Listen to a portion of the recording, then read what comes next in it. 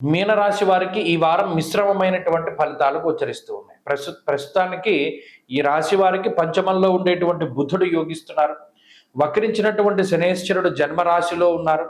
అలాగే ఈ రాశి వారికి వ్యయ రాహు యొక్క దోషం ఉన్నది, గురుబలం లేదు, కుజుడు సప్తమ స్థానానికి వెళ్ళిపోయారు. ఇలా చూసుకున్నప్పుడు అటు బుధుని యొక్క బలము, అలాగే శుక్రుని యొక్క బలము, అలాగే చంద్రుని యొక్క బలం, ఈ రాశి వారి యొక్క స్థితిగతులు మిథున రాశి వారితో ఎక్కువగా కంపేర్ చేసుకోవచ్చు. అయితే ఈ రాశి వారికి ఉండేటువంటి కొంత ఇబ్బంది ఏంటి అంటే అటు శని రాహువులు ప్రతికూలంగా ఉండడం, ప్రత్యేకించి సమయం దొరకదు. ఏదైనా ఒక ముఖ్యమైన పని చేద్దాం, ముఖ్యమైన పని మీద వెళదాం అంటే సమయం దొరకదు. తీరిక లేనటువంటి సమయాన్ని గడుపుతారు.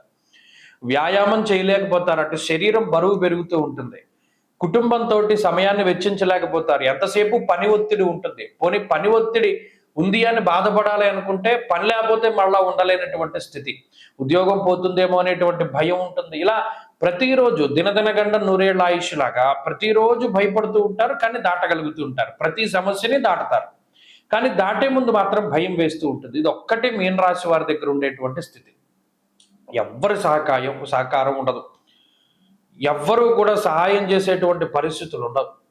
ప్రత్యేకించి పలానా వ్యక్తి మనకి ఇటువంటి సందర్భంలో సహాయం చేస్తానన్నాడు కదా అని అంత కష్టపడి ఎంత దూరము శక్తి వ్యయప్రయాసలకు లోనే వెళితే ఆ మనిషి మీకు చిక్కడు.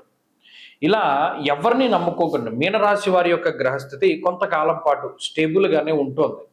అందువల్ల స్వయంకృతాపరాధాలు చేయకండి. స్వయం కృషి మీద ముందుకు వెళ్ళండి. అలాగే ఎక్కువగా ఈ రాశి వారు శ్రమ పడ్డాన్నే ఎంచుకోండి. అదృష్టం మీద వెళ్ళేటువంటి పరిస్థితులు వద్దు. అటువంటి వాటికి అవకాశాలు లేవు. ఎంతసేపు శ్రమ, కష్టం, స్వశక్తి ఇటువంటి వాటి మీద నమ్ముకుంటూ వెళితే ఈ రాశి వారు గట్టెక్కుతారు. లేదు మనకి పని రాకపోయినా మనం వస్తుందన్నాం, ఇంకొకటి మనకి హెల్ప్ చేస్తా అన్నాడని వెళ్ళారా, ఆ పని మీరు చేయలేరు, వాడి సహాయం అందదు. అలాగే కుటుంబపరమైనటువంటి విషయాలు సానుకూలంగా ఉన్నాయి.